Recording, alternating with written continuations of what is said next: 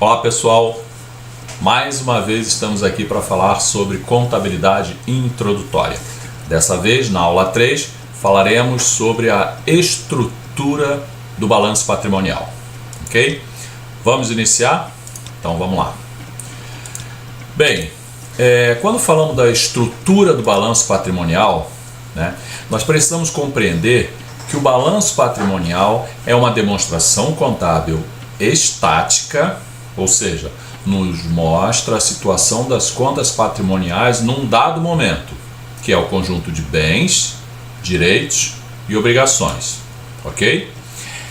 A estrutura do balanço patrimonial, de acordo com as modificações ocorridas na Lei 11.941 de 2009, compreende os seguintes grupos e subgrupos, e isso é muito importante para que a gente compreenda essa base inicial quando falamos em contabilidade. A classificação dos grupos e subgrupos das contas, ok? Bom, no ativo nós temos o grupo das contas do ativo circulante. Temos também o grupo das contas do ativo não circulante. Estamos falando de grupo, ok? Perfeito. Mas temos os subgrupos, que aí relacionamos o realizável em longo prazo, relacionamos os investimentos como subgrupos, relacionamos também o imobilizado e relacionamos os intangíveis. Desta forma, nós temos a estrutura básica do balanço patrimonial no ativo. Ok? E no passivo? Da mesma forma, no passivo nós temos o passivo circulante, grupo, ok? E temos o passivo não circulante, que também é um grupo. Bom, falaremos sobre cada uma das contas que compõem esses grupos. Neste momento, precisamos entender a formação desses grupos e subgrupos, tá certo? Ainda no passivo não circulante, nós temos o exigível a longo prazo. Esse sim é um subgrupo, ok? E temos também o patrimônio líquido, que é um grupo de contas também que faz parte do passivo na estrutura do balanço patrimonial. Como vimos, as contas do passivo são contas de origem. Reforço aqui esse entendimento que nós não podemos perder de vista, ok? E o grupo do ativo, as aplicações. Bom, vamos adiante. O que nós temos? A diferença entre o circulante, e o longo prazo. Bom, vocês perceberam que nós temos o circulante tanto no ativo quanto no passivo. E temos o longo prazo no ativo e no passivo, tá certo? As contas, elas são classificadas no circulante quando forem recebidas ou pagas ao término do exercício social seguinte. Gravem isso. Já no longo prazo, elas serão classificadas quando forem recebidas ou pagas após o término do exercício social seguinte, ok? E como é que a gente entende essa questão do exercício social? Assim, simples assim. Vejam bem, se nós estamos no ano de 2010, se nós estamos no ano 2010, o nosso exercício social é o ano atual, perfeito? E o exercício social seguinte é o ano de 2011, que vai de janeiro a dezembro. Ah, tá. E o longo prazo? É o que ultrapassar o ano 2011. 2012, até o final de 2012, 2013, 2014, enfim. O que ultrapassar o período de 31 de dezembro de 2011, nós classificamos como longo prazo, ok? Então, compreendemos a questão do exercício social, do exercício social seguinte e, naturalmente, o que a gente classifica como longo prazo. Então tá. E o ativo? Para ser classificado no ativo, vamos ver o que é necessário. Que sejam bens ou direitos, né? Ser de propriedade da empresa, tá certo? Ser mensurável em moeda corrente e também representar benefícios presentes e futuros, ok? Então tá. Bom, as contas do ativo, elas são agrupadas em ordem decrescente de liquidez. Esse grupo, né, que denominamos como ativo circulante, é o grupo que possui a maior liquidez. E como é que isso acontece? Bom, ela engloba as disponibilidades e os bens e direitos realizáveis no curso do exercício social subsequente, considerando, claro, a data de fechamento do balanço, ok? Então, nós temos aí o período de 12 meses. Se o nosso balanço, tradicionalmente, nós fecharmos em 31 de dezembro, nós temos o exercício seguinte correndo de janeiro a dezembro. Ah, mas o meu balanço fecha em julho. Então, nós temos o período seguinte, de agosto a julho do ano seguinte. Ok, pessoal? Isso é muito importante, tá certo? E quando nós falamos de liquidez, nós estamos falando disso aqui, ó. O que nós temos dentro do nosso ativo circulante? O disponível, os bens realizáveis de curto prazo e as aplicações de recursos em despesa de exercício seguinte. Aqui a gente está tratando do nosso ativo circulante, onde nós temos o maior nível de liquidez. Quando a gente fala de disponível, ou caixa, né? Isso tudo representa o dinheiro que está em posse da empresa, tá certo?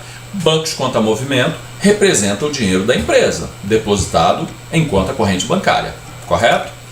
E temos também as aplicações no mercado, que são essas aplicações de curtíssimo prazo, por um período de 15, uma semana ou um dia, entende? Essas são as aplicações. Se você considerar a caderneta de poupança, ela é uma aplicação de curtíssimo prazo também. Então ela se enquadra dentro dentro dos disponíveis de uma empresa. Perfeito? Bom, se nós falarmos de bens e direitos realizados a curto prazo, nós estamos falando de duplicatas a receber, que são valores ainda não recebidos, decorrente de quê? Venda de mercadorias ou prestação de serviços a prazo, que fizemos e temos o direito de receber. Perfeito? Temos também os estoques, que representam as mercadorias que são vendidas, né? No caso da indústria, os produtos acabados, bem como a matéria-prima e outros, tá?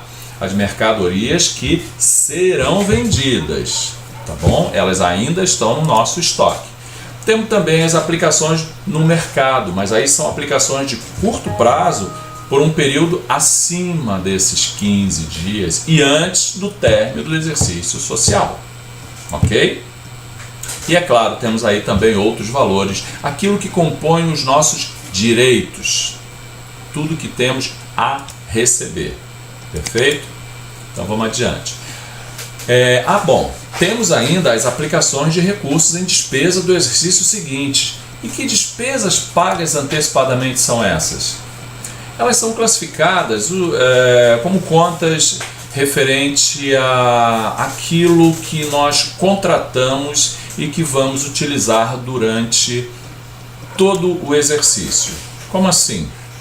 Por exemplo, o seguro que você paga do seu carro é uma despesa paga antecipadamente. Você paga para usufruir durante os próximos 12 meses, correto? Aluguéis, quando você paga antecipadamente. Assinatura de revistas, quando você também paga antecipadamente. Tudo isso é colocado em despesa do exercício seguinte. Tá certo, pessoal? Ou despesas pagas antecipadamente. Perfeito? O ativo não circulante. Bom, aí nós vimos que ele é dividido em subgrupos, perfeito?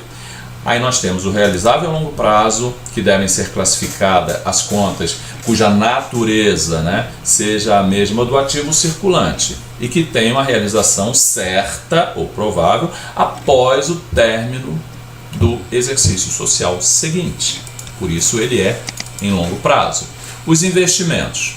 Aqui são participações permanentes no capital de outras sociedades e direitos que não se destinem à manutenção das atividades do empreendimento especificamente. Como? Investimento em ações, imóveis alugados a terceiros, terrenos para futura expansão, quadros e obra de arte também são classificados aqui, e participações em outras empresas, tá certo? Em longo prazo, por quê? Porque nenhum desses investimentos que são realizados pela empresa, ele tem o propósito de fazer a movimentação a curto prazo, né? São ganhos que estão fora do foco específico da empresa e que de qualquer forma rendem valores representativos para essa empresa, tá certo? Temos o imobilizado. Bom, o imobilizado nós sabemos que são direitos que têm por objeto bens tangíveis, né, destinado a quê? A manutenção do negócio principal da empresa. Imóveis em uso, máquinas, equipamentos, terrenos, né, móveis e utensílios, equipamentos de processamento de dados, né, equipamentos, hardware, instalações, parte elétrica, enfim, veículos, né, tudo isso representa o imobilizado da empresa. Bom, ainda temos o intangível, né, que são direitos que tenham por objeto bens incorpóreos destinados à manutenção do negócio principal da empresa. Fundo de comércio, direitos autorais, sistema de aplicativos, os softwares, né, as marcas, patentes, enfim, tudo aquilo que existe, né, um valor intrínseco nesse bem, porém eles não são corpóreos, por isso intangíveis. Ok? Bom, vamos adiante. E no passivo? Quando falamos do passivo, são as contas representativas de obrigações, né? Obrigações com terceiros, que são exigíveis no seu vencimento a curto, né, ou longo prazo. E claro que devem ser mensuradas em moeda corrente. Perfeito? Esses são os passivos, o passivo que nós temos. Quando ele é circulante? São obrigações com vencimento até o término do exercício seguinte, ou ainda com vencimento até 12 meses da data do último balanço, ou seja, dentro daquela hipótese que eu levantei anteriormente sobre o período de fechamento do balanço. Então ela tem essa característica, com vencimento até 12 meses da data do último balanço, perfeito? São obrigações assumidas, né, para a realização de suas operações, empréstimos a pagar, fornecedores, né, e ainda temos também salários a pagar. Vocês estão percebendo? Tudo que nós temos como obrigações, elas são caracterizadas como passivo. Circulante por quê? Porque são a curto prazo, tá certo? Impostos a recolher. Veja quanta coisa que nós temos para relacionar dentro do nosso passivo circulante. Tá, e o passivo exigível a longo prazo, ele já faz parte do passivo não circulante. Por quê? Porque ele está classificado dentro daquela premissa de que esses vencimentos ocorrerão posterior ao exercício seguinte. Empréstimos bancários, quando for o caso, financiamentos, quando for o caso, tá certo? Considera-se também como longo prazo o quê? As transações de empréstimo de acionistas, diretores e outras pessoas afim, aí nesse caso, independentemente do prazo de vencimento. Mas por que isso, professor? Porque quem são os acionistas? Os diretores e essas pessoas afins da empresa. São pessoas que têm uma relação muito direta com o processo de crescimento, tá certo, da empresa e de operacionalização da empresa. Então isso a empresa ela também classifica como longo prazo, ok? Então vamos lá. E o patrimônio líquido? Esse sim representa os investimentos dos proprietários. Investimento de que maneira, pessoal? O investimento baseado, naturalmente, naquilo que colocamos na empresa para que ela possa operacionalizar as suas contas e a sua movimentação, tá certo? E aqui, o que nós temos? Um demonstrativo básico de como são estruturados, como, na verdade, é estruturado o balanço patrimonial. O ativo circulante, que tem as suas disponibilidades, os seus direitos realizados, seus estoques, suas aplicações e despesas antecipadas. O não circulante, retomando, o realizável em longo prazo, né? Que são direitos realizáveis após o exercício seguinte, como crédito com pessoas ligadas, realizáveis, tudo em longo prazo. Os investimentos, participações permanentes de outras sociedades, direito de qualquer natureza, também não classificáveis como ativos circulantes, tá certo? O imobilizado e o intangível. E do lado do passivo, o circulante também, que são as obrigações, financiamento e outras contas. A curto prazo, quando se tratar de longo prazo, após o exercício, aí nós temos também as obrigações e financiamentos, porém, após o exercício seguinte, ok? Claro que essas classificações que vocês estão vendo aqui no circulante estão se repetindo aqui, a diferença delas é que aqui é curto prazo e aqui é longo prazo. E isso vai ficar caracterizado no balanço patrimonial, ok? E o patrimônio líquido, claro, os recursos colocados pelos seus sócios e proprietários, tá certo? As reservas, que são realizadas justamente para também dar sustentação a esse patrimônio, né? E também os prejuízos acumulados, quando for o caso. Dessas reservas também está aí a lucratividade da empresa. Ok, pessoal? Então é assim, dentro dessa nossa proposta, essa foi a aula 3, que falamos da estrutura do balanço patrimonial.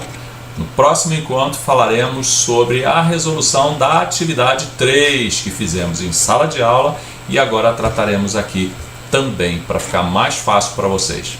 Ok? Grande abraço.